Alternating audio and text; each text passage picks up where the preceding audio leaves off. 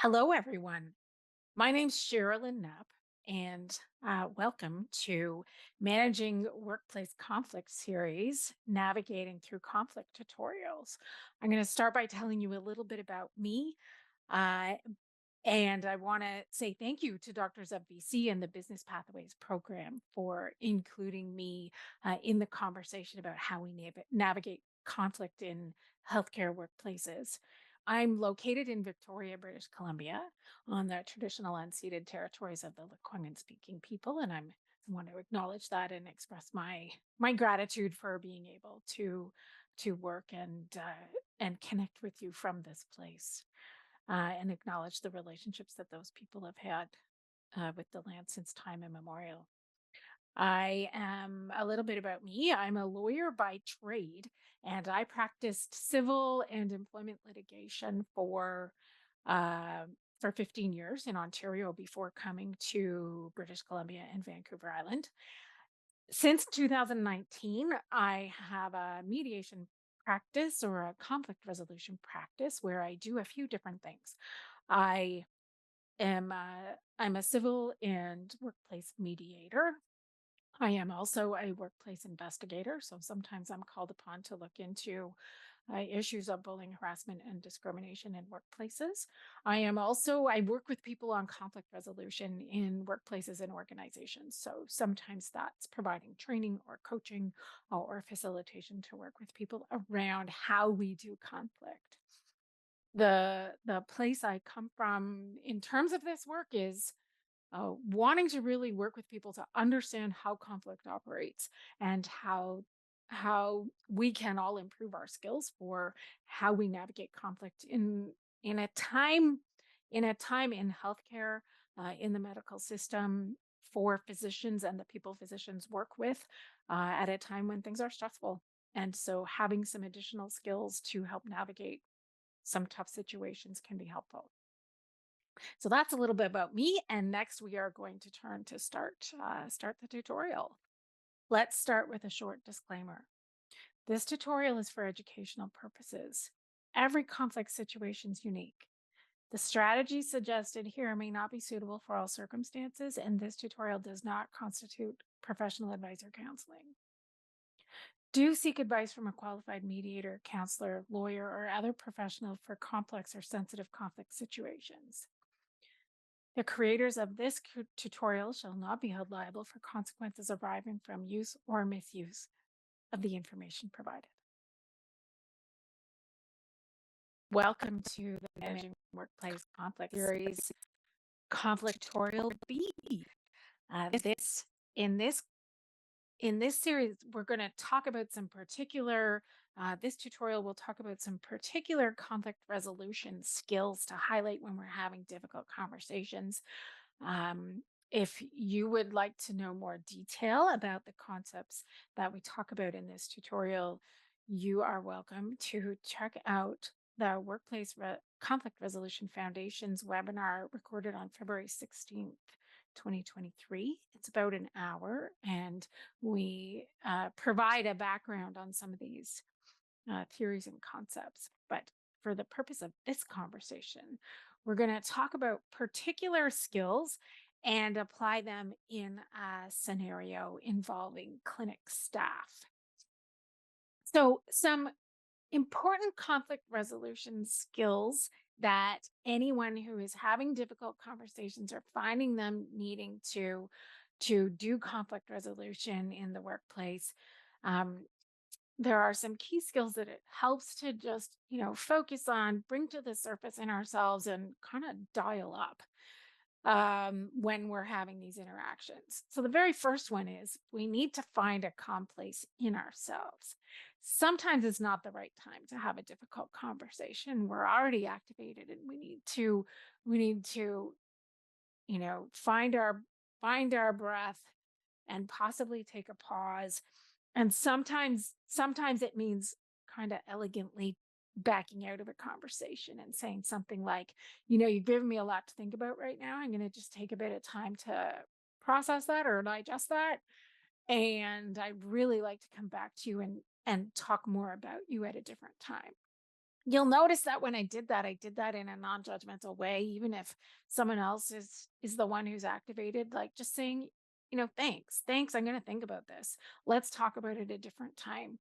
And we can even set up a time to do that. But really important that we connect with the calm part in ourselves, because that's what gives us access to problem solving and logical that logical way of thinking about things, that problem solving way, as opposed to the reactive way that we can end up in when we're upset.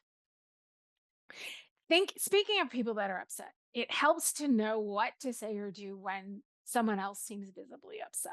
So you might notice them sort of shutting down and giving you one word answers, sounding really clip, or you might notice them starting to have an outburst and starting to get red and sound really upset.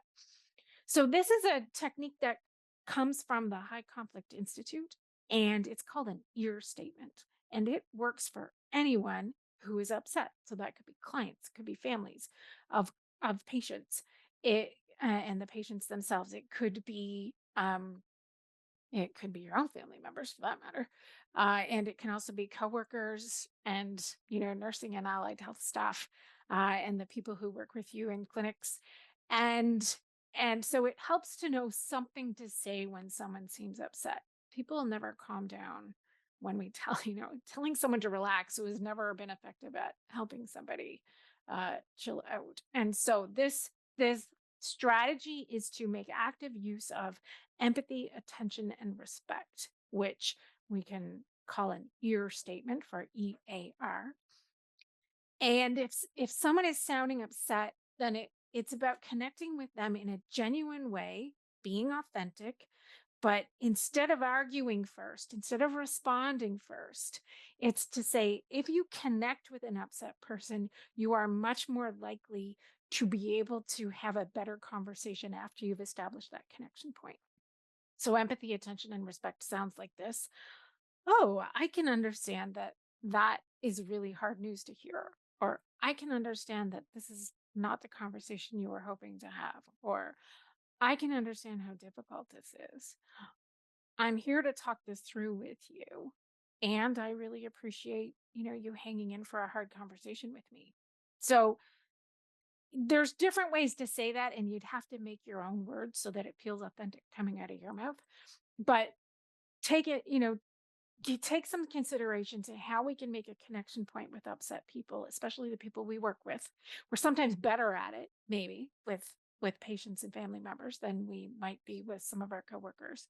And so to just take a moment to establish calm in the conversation, not by telling someone to calm down, but by making an ear statement, by saying something that expresses empathy, attention, and respect before then going on to talk about the content.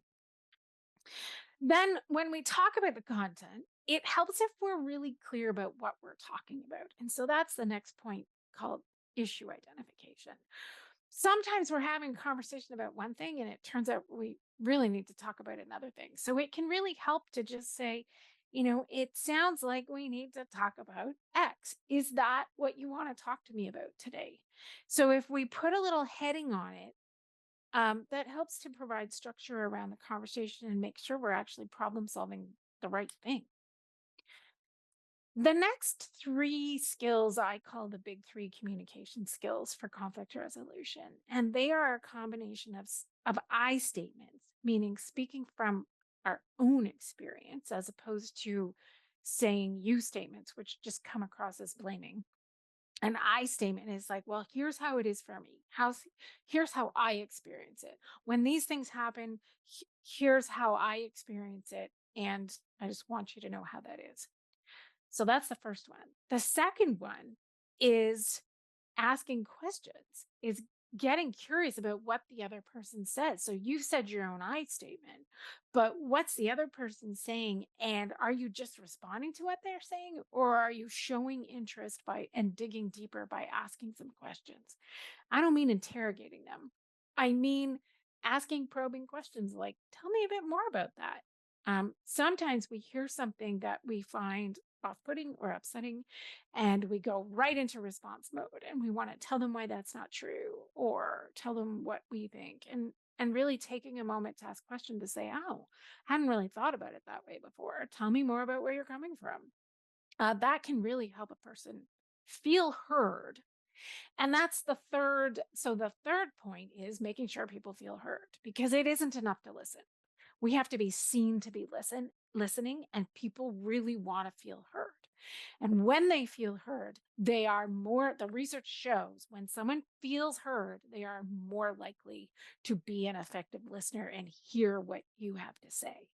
So those three things are really key communication skills.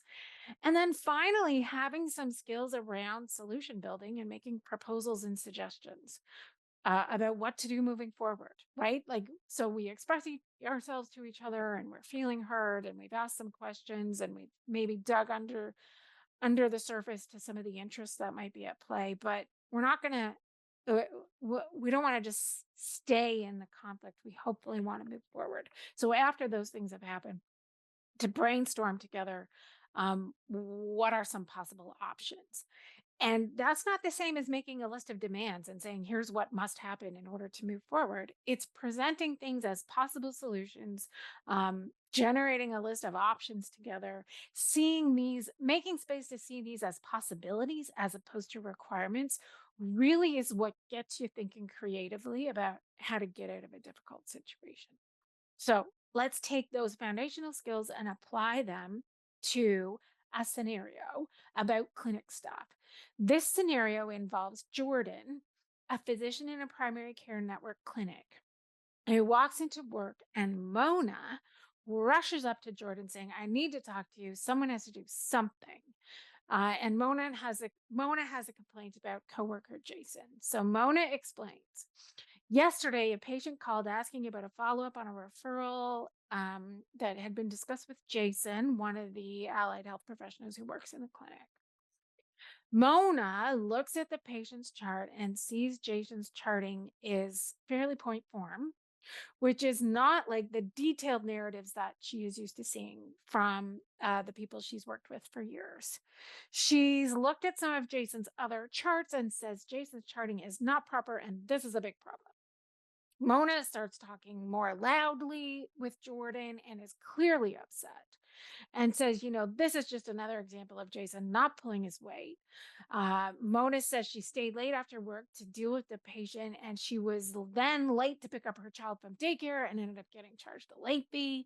And Jordan asks if Mona has brought her concerns to the office manager. And then Mona says, I can't talk to her about anything. She refuses to deal with anything difficult.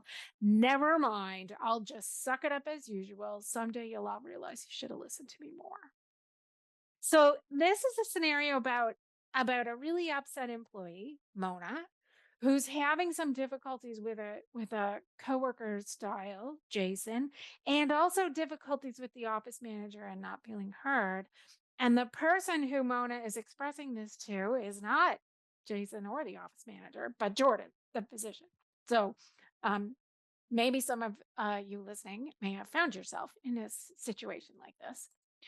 And so my first discussion question to think about with you is, so what conflict resolution skills would be helpful for Jordan to use? And so let's think about it in terms of that little summary I gave before going into the scenario. And here's what I would suggest. The first thing would be for Jordan to take steps towards calming oneself, like taking a moment to breathe slowly, taking a moment to get grounded before, like if it was a stressful day, and let's imagine it was a stressful morning already, stuff's going on. Jordan's just there trying to get work done and then gets this blast from Mona. It would be easy to get activated by that, right? It would be easy to get Jordan's emotions riled up and be like, oh man, like, we need to get on top of charting processes in our clinic. This is ridiculous, and it's terrible that the office manager is not listening to you. Like, it would be easy to sort of get hooked into this emotion. um and but another thing that would be easy to do would be to get dismissive and be like, you know what, this is not my problem. You need to figure this out and don't talk to me about it. And either of those reactions could have negative consequences. So after getting calm or just reminding um, themselves to be calm, Jordan can then remember to make an ear statement to Mona. So before sort of going into fix it mode, which is kind of what we do as professionals, we start telling people what we think they need to do, is to just take a moment to give an ear statement, which is really going to help Mona feel listened to and also help Mona regain some calm to be able to then talk this through from a problem solving point of view. Um, so Jordan might say to Mona, "Hey, thanks for sharing this with me. I can tell it's important to you. I'll listen and help sort out what to do." So that's not the same as Jordan taking this all on. What that is a design to connect with a very upset Mona. Um, and the thanks for sharing this with me. That's like respect. I can tell it's important to you. It's some empathy, and I'll listen and help sort out what to do. Is some attention, and so that's empathy, attention, and respect to connect with Mona to help Mona go, okay, someone's listening, someone cares. Um, I can come out of my reactive mode and maybe think about what to do. The next conflict resolution skill I would suggest is issue identification and active listening. So after making that ear statement to connect with Mona, but before trying to say, well, have you thought about this? Have you tried this? What about this? What about that? Um, Jordan might start by saying, so I hear you saying that there's differences in charting styles that led to a situation you stayed late to deal with it. And I also hear you saying it feels like when you talk to the office manager, things get dealt with. Did I get that right? And so that's a chance. That's like all that is active listening with Mona. And so that Mona feels heard. And it's also some issue identification to reflect back to Mona, like, are you getting it what the actual issues are? Like, is it that the issues are charting differences, or, is it something else? And then ideally the conversation would grow from there. But it does help to figure out what is the thing I'm supposed to be talking with you about right now. Right. It may turn out that the having to stay late and having to pay extra for daycare, like that was an irritant and annoying, but maybe that's not the key issue. Maybe the key issue is there's some growing tension between these coworkers, and maybe there's a lack of clear expectations around different ways of doing things. um, and people can get into feeling like there's a right way to chart and a wrong way to chart, and meanwhile they're frankly both within the realm of what's acceptable for professional standards. So it's about having some conversations that might need to happen in the workplace around figuring out what that clinic wants to do or what approach they want to take. So the first step is to do some issue identification and figure out what are we really here to talk about? And then and then I would suggest for Jordan to highlight some curiosity questions. So that's probing deeper with Mona and saying, like, well, what would a satisfactory outcome be from your perspective? What do you want to see happen? And then maybe asking Mona, well, what are some options for how to get there? And what do you suggest as next steps? So that's a supportive conversation. It's probing questions that you'll notice actually steer the conversation into options and solutions. After doing some active listening, after paying some attention for a bit, but without taking it all on. Oh, fine. I'll talk to the office manager for you, or something like that. It's like stopping and pausing with the person to think about options, and then um ask those curiosity questions, and questions that get to what are people looking for, what are options for getting there, what do you suggest as next steps. That's a nice way to move things forward, as opposed to getting stuck in a venting conversation where somebody is riled up about things that have happened and starts to really get stuck in their own emotions. So those are some conflict resolutions that I think would be helpful for Jordan to use in this scenario. Um, and and I mean, actually, then the question is, well, what's a plan to address this conflict? Um, so that's the next discussing question. And here's how I look at it. So I think if Jordan can work to be an active listener, stay grounded and role model a good conflict resolution mindset, right? As opposed to getting hooked into being adversarial and some us and them and that's wrong and being like that, but to really like engage Mona in brainstorming options, avoid defaulting to fix it mode or trying to avoid it. And then maybe Jordan could consider privately asking the office manager, or if there's a management committee, about, hey, what are our conflict resolution policies and procedures? Do we need to do some more work on that so people know what to do? What would be helpful for us to explore as a clinic to support conflict resolution amongst staff so that they've got the support they need to have the difficult conversations when they have to, where they feel heard, where we can continue on, like, notice these issues when they come up, don't let them fester forever. So some of that takes a little bit of a stepping back in a strategy conversation. And I think in these stressful times, we can default into a blamey thing. This shouldn't be happening. This is wrong. We have obligations in it. And I'm not suggesting it be like that. I'm saying, we got to pull together, figure out what's needed, um, in order to put some structure and process around how we do conflict in our workplaces, including clinics.